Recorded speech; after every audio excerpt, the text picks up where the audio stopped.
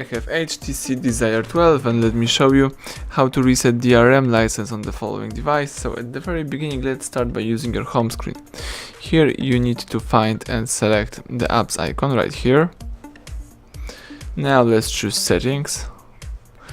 Scroll down and from the list of settings you need to choose backup and reset. Now select DRM reset and tap DRM reset one more time. So if you would like to delete all the license on this device, let's just tap OK. And that's it. License have been deleted successfully. You can go back and start using your device in a normal way. Thank you for watching. Please subscribe our channel and leave thumbs up under the video.